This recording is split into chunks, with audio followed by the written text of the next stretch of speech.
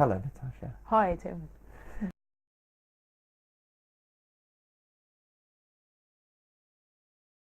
I think connection, being connected to something greater than myself, feeling that sense of connection, but also connected to other people, which is partially how I experience that connection to something greater, is through other people.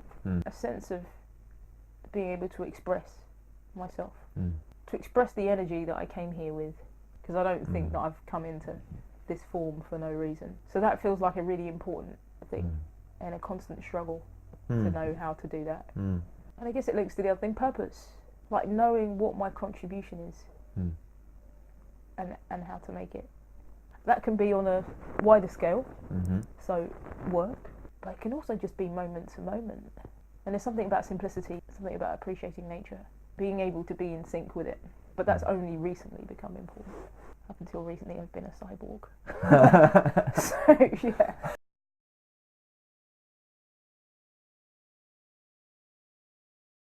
I don't think I have a favourite colour. Okay. Actually, I quite like this regal blue. I like shades of red moving into orange.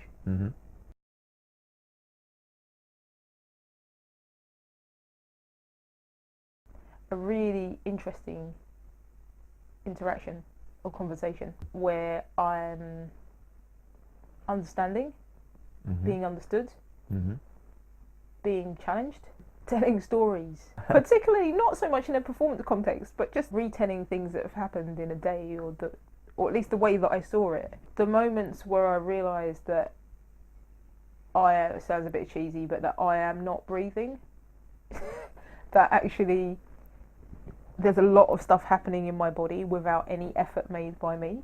It's probably being around children.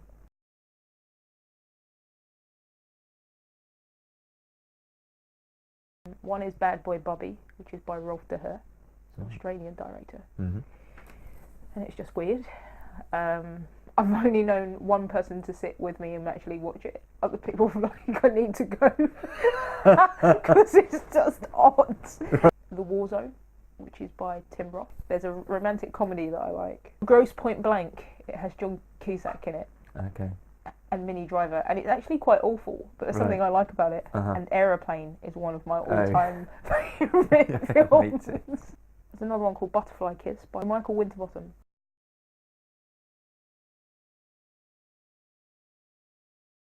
Yeah, I certainly believe in a creator.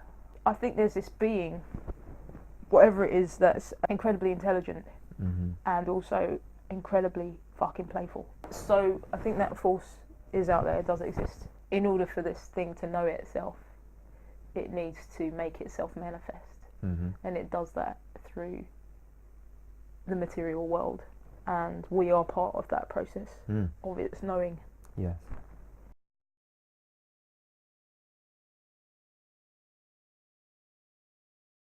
My ancestry, also the particular energy that I came here with, which I'm still working out what that is. But I know something of it, which is that it's watery. And then there's the personality, which for me is also the stories. It's what I make of different events in my life, and all of those things I will use to kind of make up who I am. Yeah. So I think those things, they make up my being. But essentially I believe that I'm an expression of a greater being. Yeah.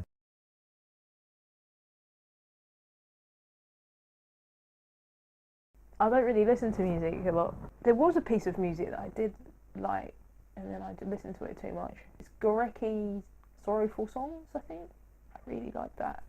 There's a guy I've been listening to some of his stuff on YouTube a bit, Babatunde. He's a Nigerian percussionist. Yeah, it just sends a really nice vibration through the house when I play it.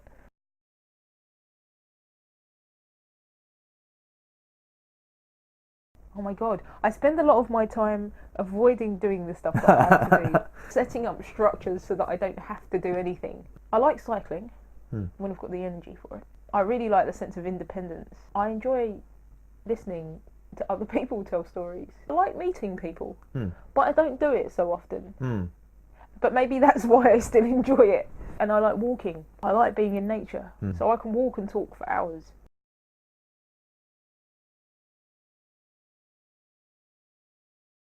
I think one of them is Audre Lorde. She is an African-American poet. She died in the 90s. I read one of her books, something like an auto-mythobiography. But this book just blew me away. It was basically being a young, queer, black, Caribbean person in New York, and also a poet, and trying to bring all these things together. She was also mostly blind up until the age of 5 or 6. Right. So that influenced the way that she wrote as well. And she became quite an activist. She had this thing about silence and that you should speak because your silence will not protect you. I think that's something that I've always wrestled with. She was like my first point of reference in terms of my own social coordinates. The people that really inspire me are people that go through a lot of shit and are actually decent people. Everyday people, actually. I think those are my heroes and heroines, because it's particularly harder to do a good thing when no one's watching or clapping. Yes.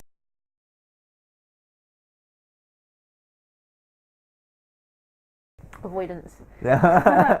Giving all the swerve. I find talking easy. I feel like I can have a conversation with anyone. And being enthusiastic. And like enthusing others. Like I find it quite easy to like encourage other people.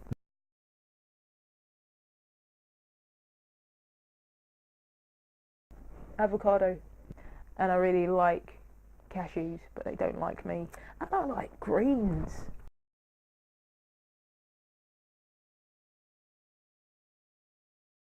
I'm really interested in Kemet at the moment, which is now known as Egypt. It's been the beginning of civilization as we know it, and the science and the technology of that time, which really is all the science and technology we have today. These were incredibly intelligent beings. Yes, I would have loved to have been there. Just the alchemy and the rituals that they had. They were working with all elements. It wasn't just material aspect of spirit. They would have been working with spirit. I think also Jamaica, 1800s, there was a whole group of people who, I guess at that time it was no longer the Spanish, it was the British that tried to enslave. This was 50 years before the abolition of slavery. They actually said, we're not having it, and they formed their own community. So I'd be interested to be in that time.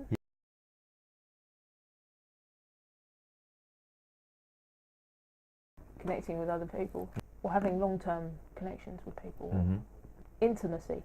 Or at least that's the story that I'm running at the moment. Right. Particularly at the moment, I find it quite hard to be reliable. I find it difficult to just keep my space orderly. What I find difficult is being in the middle, because I'm either really messy or I'm really tidy. Right. But I'm nowhere in the middle. Right. I find it difficult not to worry about what other people think.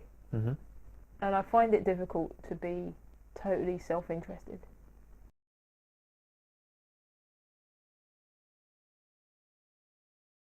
Book called The Salt Eaters. It's by Tony Cade Bambara.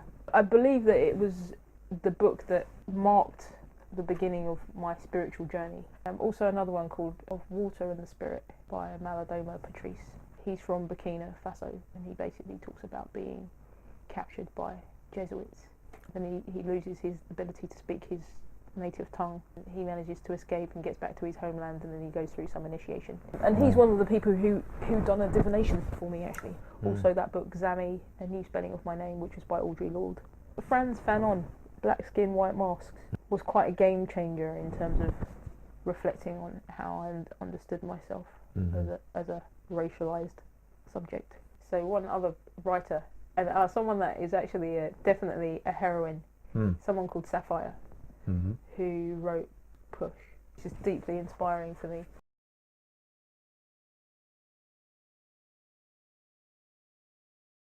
I don't know about proud. I feel there's an element of achievement in still being alive, if I'm honest. Just being here. Yeah.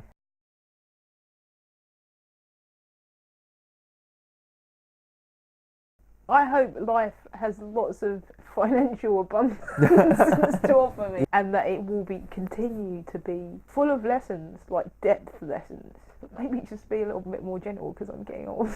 That it will bring me more laughter, more things to enjoy, and meaningful relationships. I guess the last thing is something to do with my writing. I hope that what can happen is that I can feel totally free to express myself without any anxiety or shame. And that I can just make loads of money for doing what I enjoy.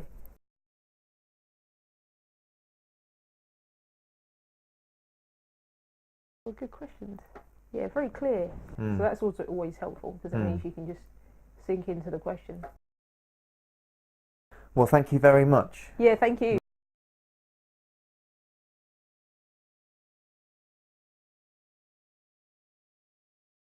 Thank you very much for letting me interview you.